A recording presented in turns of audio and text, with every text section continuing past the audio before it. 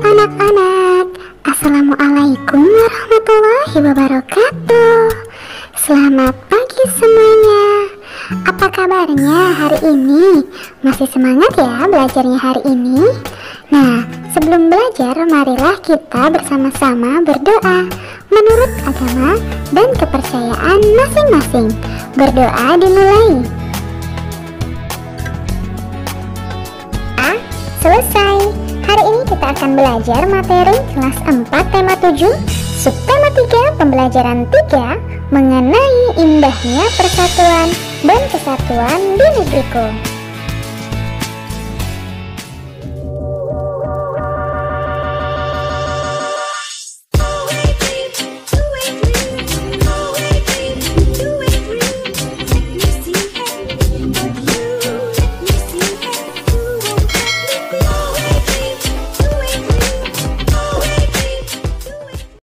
Adapun tujuan pembelajaran kita hari ini yaitu yang pertama, mengetahui keragaman ekonomi di Indonesia.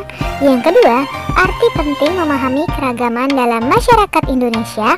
Yang ketiga, mengetahui informasi dari teks bacaan.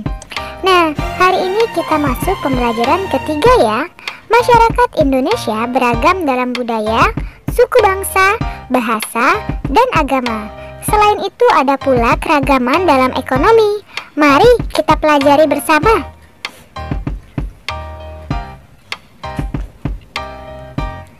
Ayo membaca. Bacalah teks berikut. Keragaman ekonomi di Indonesia bagian 1. Aktivitas ekonomi terdiri atas 3 bagian, yaitu produksi, distribusi, dan konsumsi. Aktivitas ekonomi penduduk Indonesia disesuaikan dengan kondisi wilayah Indonesia. Sebagai negara kepulauan, wilayah Indonesia meliputi wilayah daratan dan perairan. Wilayah Indonesia juga mengandung potensi alam melimpah, namun potensi alamnya belum mampu dimanfaatkan secara optimal bagi kemakmuran penduduk Indonesia. Sebagai generasi penerus bangsa, kamu hendaknya ikut berperan aktif dalam pemanfaatan potensi alam secara bijak. Apa sajakah jenis aktivitas ekonomi yang dilakukan masyarakat? Bergerak di bidang apa sajakah aktivitas ekonomi masyarakat? Berikut beberapa jenis aktivitas ekonomi dan bidang ekonomi yang terkait.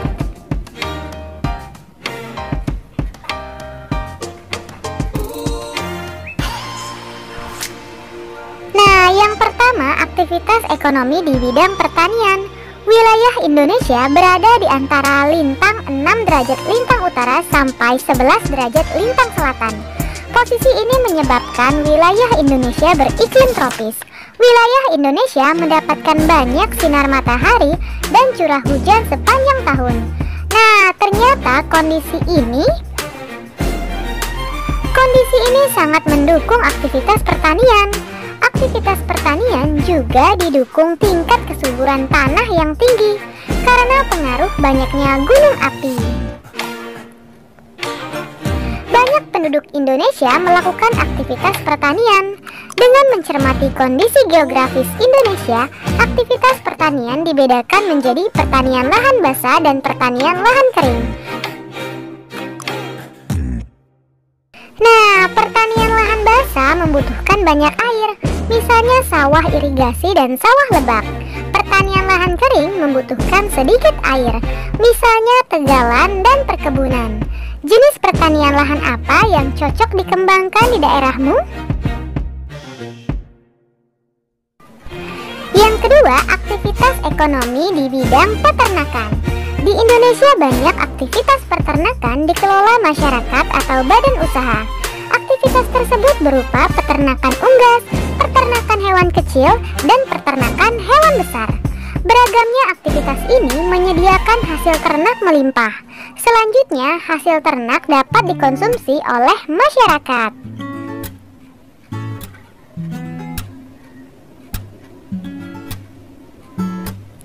Nah, apa sajakah jenis hewan yang dibudidayakan masyarakat? Jenis hewan yang dibudidayakan sebagai berikut. Peternakan unggas meliputi ayam, itik, burung, dan angsa. Peternakan hewan kecil meliputi kelinci, kambing, dan domba. Nah, peternakan hewan besar meliputi sapi, kerbau, dan kuda.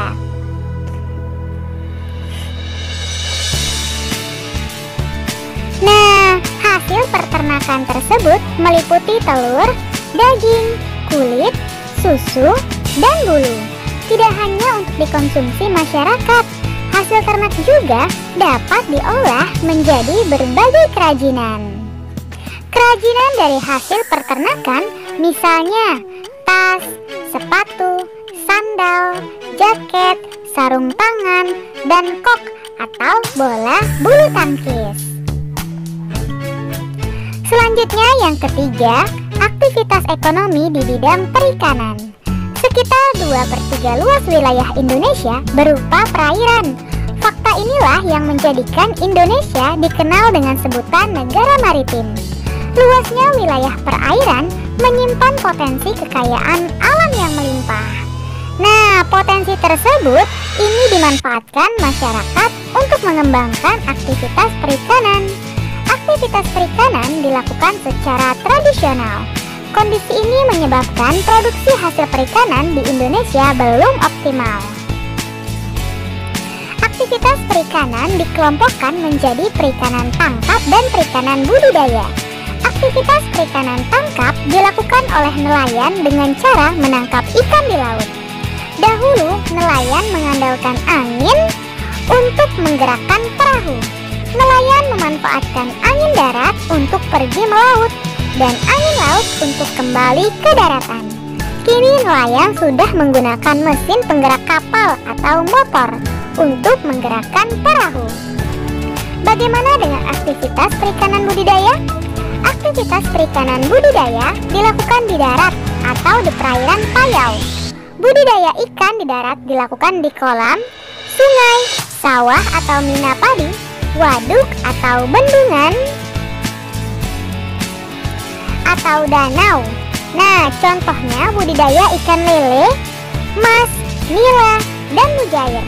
Budidaya ikan perairan payau dilakukan di tambak di pesisir pantai. Yang keempat, aktivitas ekonomi di bidang kehutanan. Dahulu, hamparan hutan hijau Indonesia pernah dijuluki karpet hijau. Julukan ini karena hutan Indonesia tampak hijau dilihat dari udara. Hijaunya hutan dipengaruhi oleh iklim tropis yang ada di Indonesia. Nah, kawasan hutan misalnya Kina, Karet, Damar, dan Sagu. Potensi ini menjadikan Indonesia sebagai negara pengekspor kayu. Bagi Indonesia, hasil ekspor kayu menjadi salah satu sumber pendapatan negara. Aktivitas kehutanan juga perlu memperhatikan kelestarian hutan. Mengapa? Lestarinya hutan berdampak terhadap kehidupan manusia dan makhluk hidup yang tinggal di hutan. Kelestarian hutan juga dapat dijaga dengan cara antara lain melakukan tebang pilih dan melakukan penghijauan atau reboisasi lahan gundul. Hijaunya hutan Indonesia dapat menjadi paru-paru dunia. Tidak hanya memberikan manfaat ekonomis, hutan juga memiliki fungsi lain. Adapun fungsi hutan yaitu sebagai penyimpan cadangan air tanah, penyeimbang iklim, serta tempat habitat flora dan fauna. Bahkan, kawasan hutan juga dimanfaatkan untuk objek wisata. Karena banyaknya manfaat hutan, kelestarian hutan hendaknya selalu dijaga.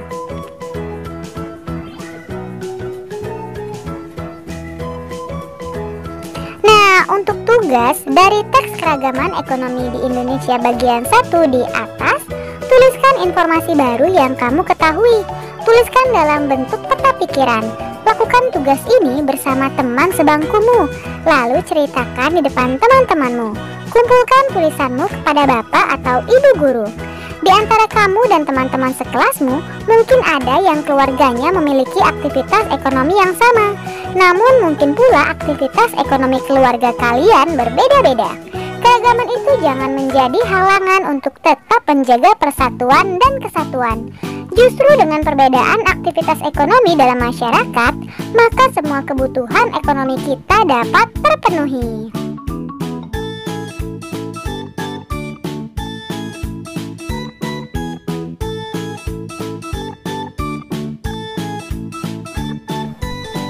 Nah, sekarang ayo membaca. Judulnya Arti Penting Memahami Keragaman dalam Masyarakat Indonesia. Keragaman masyarakat Indonesia hendaknya kita pahami bersama sebagai kelebihan bangsa Indonesia yang bisa memperkaya khasanah budaya. Khasanah budaya nasional. Kita harus bisa menerima keragaman dalam masyarakat dengan bijaksana, dan kita hendaknya bisa menjadikan keragaman yang ada sebagai alat untuk mempererat persatuan dan kesatuan Negara Kesatuan Republik Indonesia. Kurang memahami keragaman dalam masyarakat Indonesia dapat menimbulkan dampak negatif bagi Negara Kesatuan Republik Indonesia. Beberapa dampak negatif tidak adanya pemahaman atas keragaman dalam masyarakat Indonesia sebagai berikut ini. Yang pertama, terjadinya konflik, baik konflik ras, konflik antar suku, maupun konflik antar agama. Yang kedua, perpecahan atau disintegrasi bangsa. Perpecahan bangsa ini bisa terjadi karena terdapat konflik sosial dalam kehidupan masyarakat, baik karena perbedaan ekonomi, status sosial, ras, suku, agama, dan hasil kebudayaan. Yang ketiga, memandang masyarakat dan kebudayaan sendiri lebih baik serta merendahkan masyarakat dan kebudayaan lain. Sikap ini dapat mendorong terjadinya konflik antar kelompok.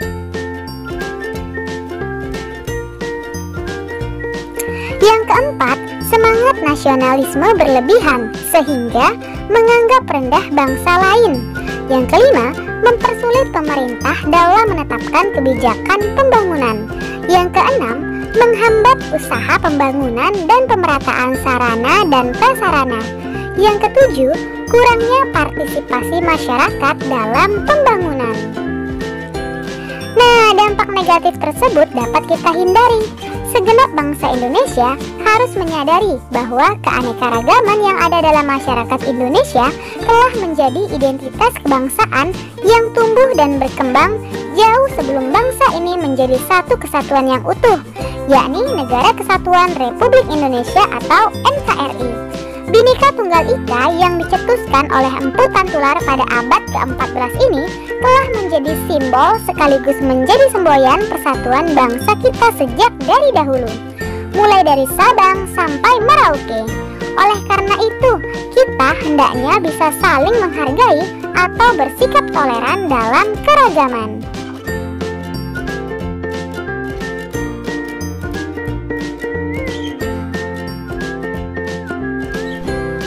Banyak bentuk tindakan yang mencerminkan sikap toleran dalam keragaman antara lain sebagai berikut.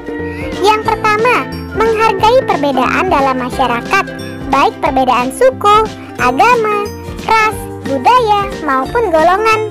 Yang kedua, hidup berdampingan secara damai dengan orang lain, meskipun berbeda suku, agama, ras, budaya, maupun golongan.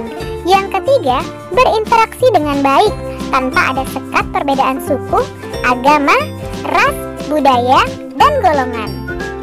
Selain itu, sikap saling menghargai dan toleransi dapat kita tunjukkan dengan menghindari tindakan-tindakan yang bisa memecah belah persatuan dan kesatuan Negara Kesatuan Republik Indonesia.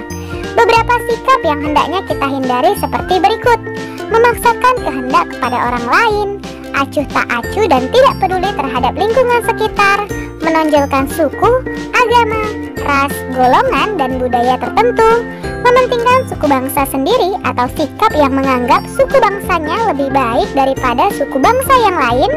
Yang kelima, cenderung memaksakan kehendak dan berani menempuh tindakan melanggar norma untuk mencapai tujuan. Yang keenam, mencari keuntungan diri sendiri atau mementingkan diri sendiri daripada untuk kesejahteraan orang lain. Nah, untuk tugas, tuliskan informasi-informasi penting dari teks Arti Penting Memahami Keragaman dalam Masyarakat Indonesia. Jika sudah, bacakan hasil tugasmu di depan bapak atau ibu guru dan teman-temanmu ya. Informasi penting dari teks Arti Penting Memahami Keragaman dalam Masyarakat Indonesia dapat kita tulis seperti berikut ini. Yang pertama, mengetahui dampak negatif karena kurangnya pemahaman atas keragaman dalam masyarakat. Yang kedua, mengetahui tindakan yang mencerminkan sikap toleran dalam keragaman. Nah, silakan kalian lanjutkan ya untuk yang ketiga dan yang keempat serta yang lainnya sesuai dengan teks di atas. Sekarang, ayo renungkan, apa yang kamu pelajari hari ini? Lalu, bagaimana sikapmu dalam menghadapi keragaman di Indonesia? Silakan kalian diskusikan bersama orang tuamu. Untuk kerjasama dengan orang tua, bagaimana sikap toleransi yang telah dilakukan keluargamu atas keragaman di lingkungan sekitarmu? Sikap toleransi yang dilakukan keluargaku adalah, silakan kalian diskusikan ya. Semangat dan terus belajar.